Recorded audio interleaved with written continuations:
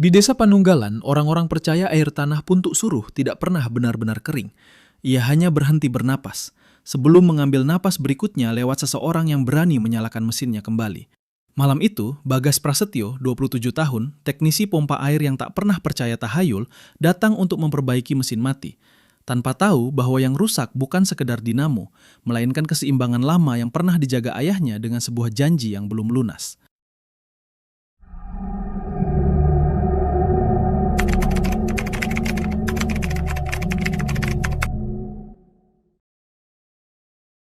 Namanya Bagas Prasetyo, tapi di kampung ia lebih sering dipanggil Bagas Panunggalan. Usianya 27 tahun, tingginya sedang, kulitnya legam karena sehari-hari bekerja sebagai teknisi pompa air dan sumur bor keliling di wilayah Purbalingga. Rambutnya selalu dipotong cepak, sorot matanya tajam tapi menyimpan kelelahan yang jarang ia ceritakan pada siapapun. Bagas bukan orang yang percaya tahayul. Ia lulusan SMK Teknik Mesin di kota. Terbiasa membongkar dinamo, memperbaiki mesin macet, dan mencari sumber kerusakan secara logis. Sejak ayahnya meninggal 2 tahun lalu akibat kecelakaan kerja, Bagas menjadi tulang punggung keluarga. Ibunya sakit-sakitan dan adiknya masih kuliah di Purwokerto. Uang selalu kurang. Itulah sebabnya ketika seorang kenalan lama menawarinya pekerjaan memperbaiki pompa lama di Puntuk Suruh, Desa Panunggalan, Kecamatan Pengadegan, ia langsung mengiyakan. Tempat itu sudah lama ditinggalkan. Katanya, mesin air tanah di sana mati total sejak 2018. Tak ada teknisi yang mau menyentuhnya lagi.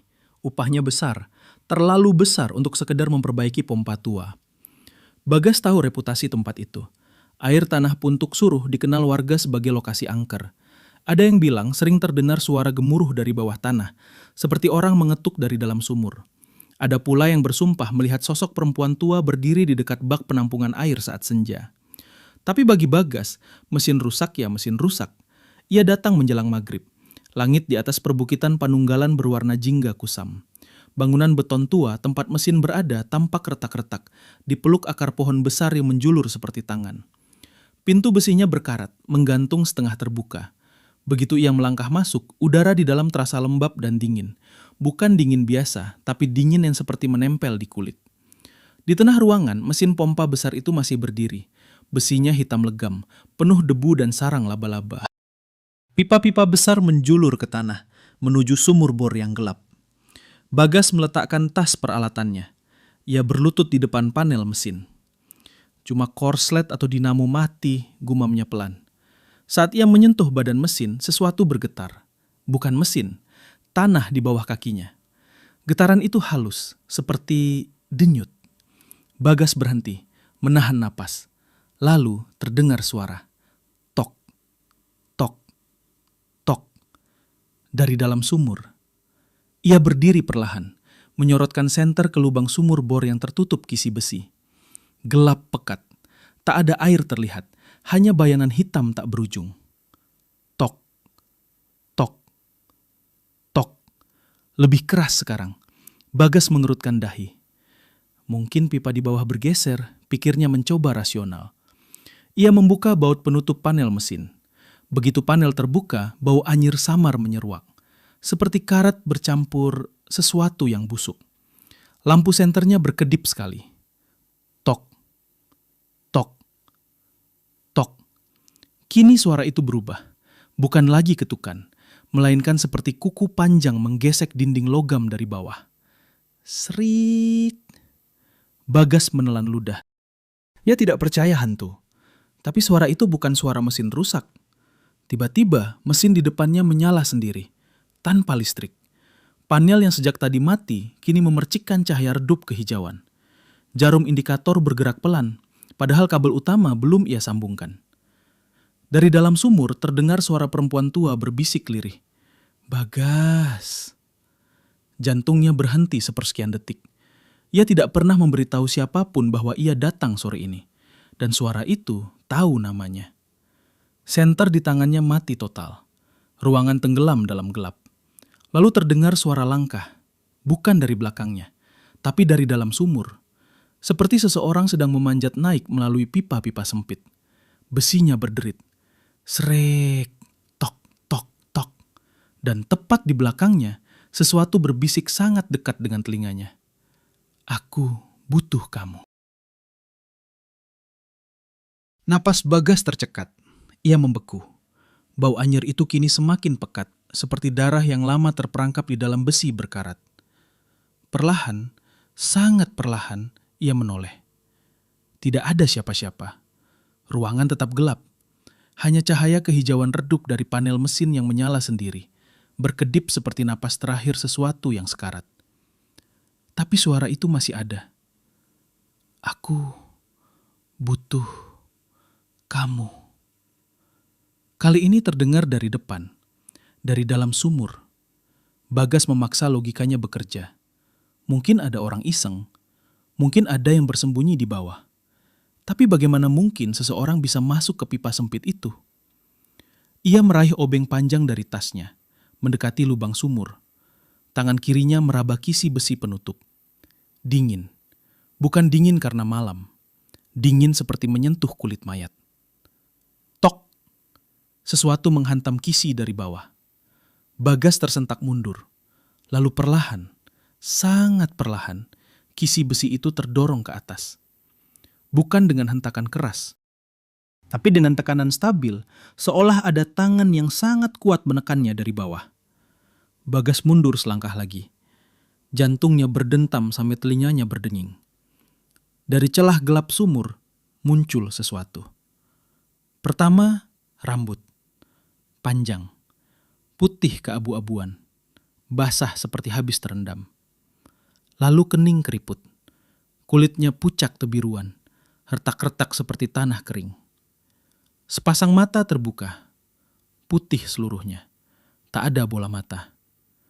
Makhluk itu memaksakan tubuhnya keluar dari lubang yang mustahil sempit. Sendi-sendinya berbunyi patah saat bergerak, seperti dipaksa melipat ke arah yang salah. Krek, krek. Tubuhnya kurus, dibalut kain lusuh yang menempel basah di kulitnya. Air menetes dari ujung kain, tapi lantai di bawahnya tidak pernah benar-benar basah. Perempuan tua itu berdiri tegak sekarang. Terlalu tegak. Kepalanya sedikit miring. Senyumannya terlalu lebar untuk wajah setua itu. Bagas, anaknya Sutrisno. Dunia Bagas seperti runtuh. Nama ayahnya. Bagaimana mungkin? Ia tidak pernah menceritakan asal-usulnya pada siapapun di proyek ini. Bapakmu dulu, janji. Suara itu serak, seperti dua batu digesekkan. Ingatan Bagas mendadak berputar. 2 tahun lalu, ayahnya pernah bekerja memperbaiki pompa di tempat ini. Dan setelah itu, ayahnya berubah pendiam. Sering melamun. Kadang terbangun tengah malam sambil memegang kepalanya. Seminggu kemudian, kecelakaan itu terjadi. Janji apa? Suara Bagas bergetar. Makhluk itu melangkah mendekat. Setiap langkahnya tidak menimbulkan suara pijakan. Yang terdengar justru suara gemuruh dalam tanah. Seperti sesuatu yang bergerak jauh di bawah permukaan. Air ini bukan untuk manusia ambil terus-menerus. Tiba-tiba mesin di belakang Bagas meraung keras. Bukan seperti mesin rusak, tapi seperti ribuan orang berteriak dari dalam pipa. Air hitam menyembur keluar dari sambungan pipa yang retak, memercik ke dinding. Bau busuk menyengat menusuk hidung. Bagas terpleset mundur. Perempuan tua itu kini hanya berjarak 1 langkah darinya. Tangannya terulur, jarinya panjang, kukunya hitam dan retak. Kau datang untuk mengambil lagi. Aku cuma mau memperbaiki mesin, Bagas berteriak. Makhluk itu tertawa. Suara tawanya menggema, tapi bukan di udara, melainkan di dalam kepala Bagas. Semua bilang begitu. Tiba-tiba tanah di bawah mereka bergetar hebat. Retakan muncul di lantai beton. Dari celah-celah itu terdengar suara bisikan banyak sekali. Ratusan suara berdesakan, saling bertumpuk. Air kami, kembalikan, kembalikan. Makhluk itu meraih pergelangan tangan Bagas. Sentuhannya membakar seperti es. Dalam sekejap, penglihatan Bagas berubah.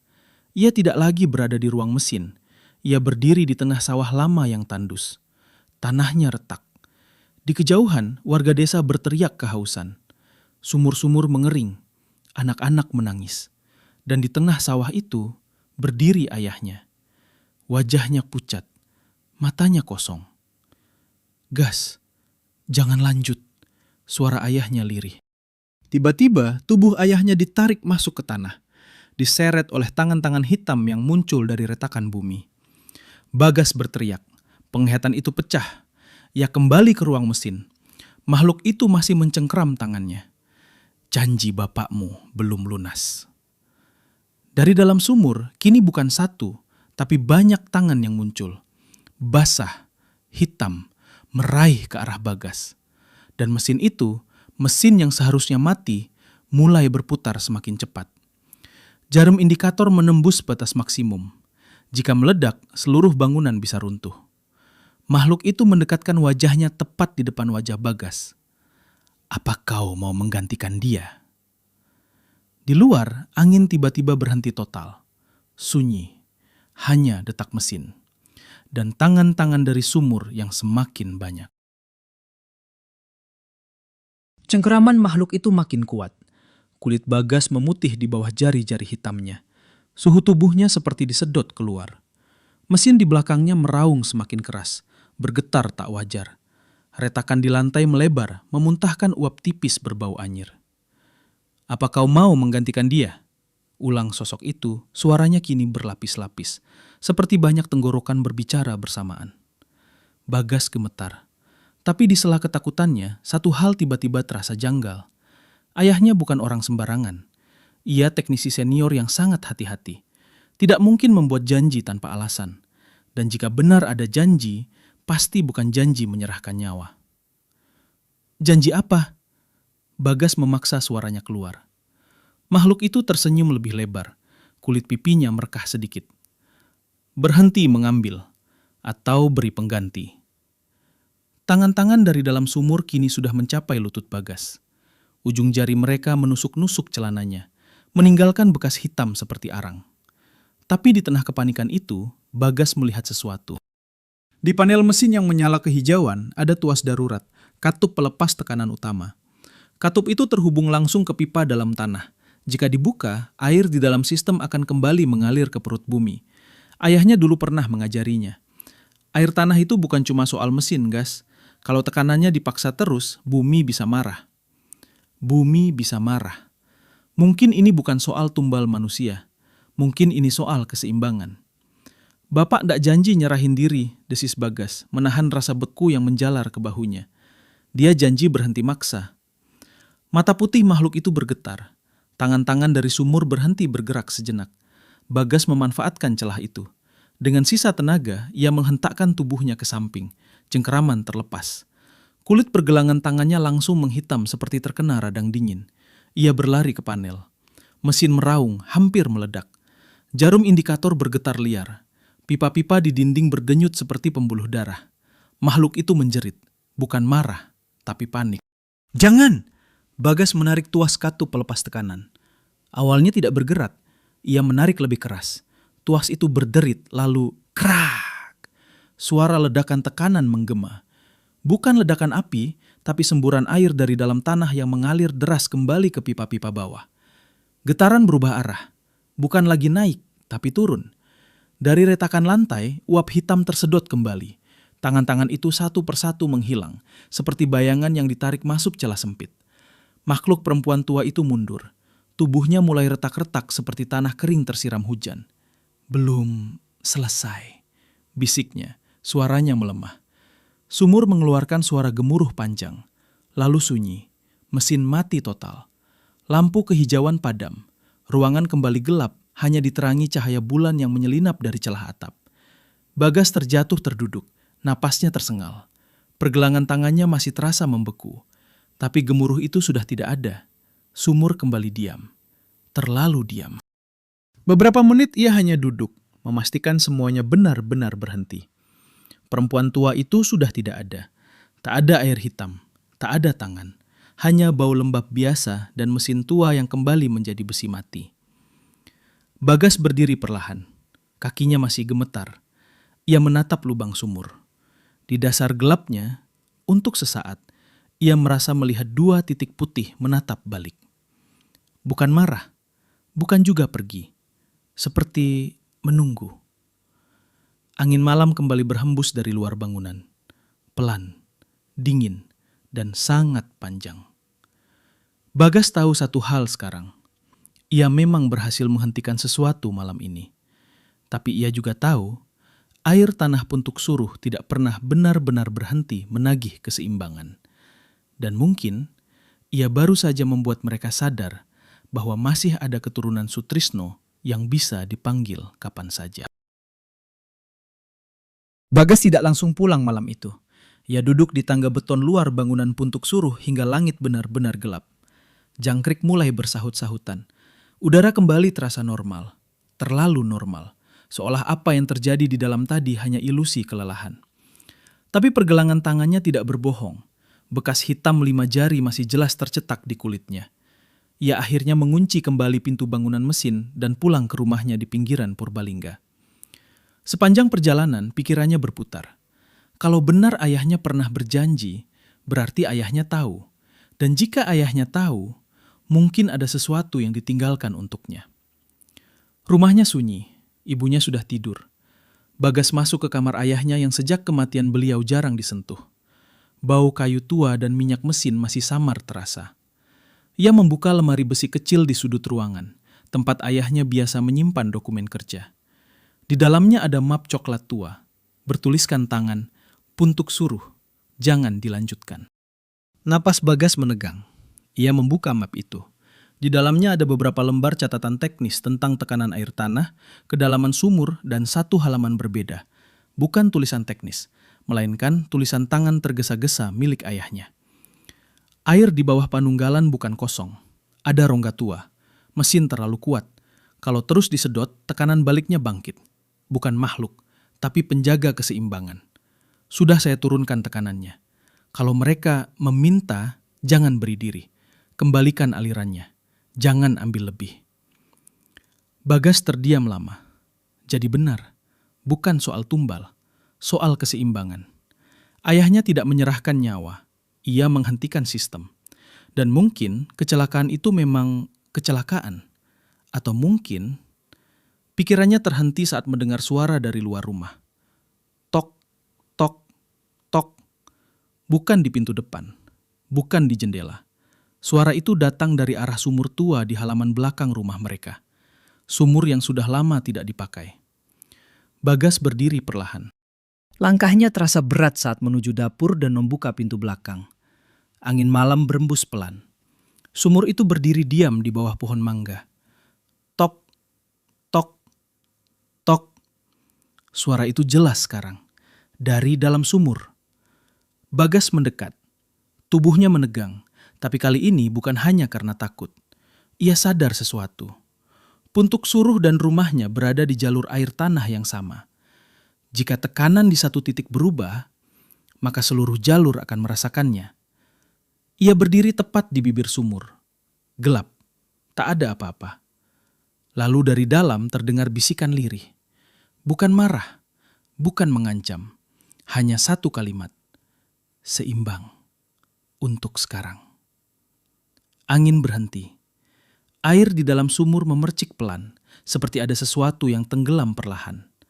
Lalu sunyi. Benar-benar sunyi. Bagas menutup kembali sumur itu. Ia mengerti sekarang. Ini bukan tentang hantu yang ingin tumbal. Ini tentang sesuatu yang jauh lebih tua dari desa, lebih tua dari mesin, lebih tua dari nama manusia manapun. Air tidak pernah benar-benar milik manusia. Manusia hanya meminjam.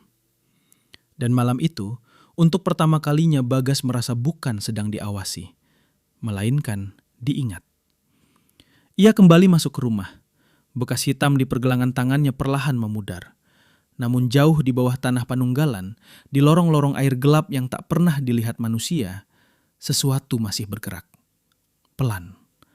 Menunggu saat keseimbangan itu terganggu lagi. Tamat.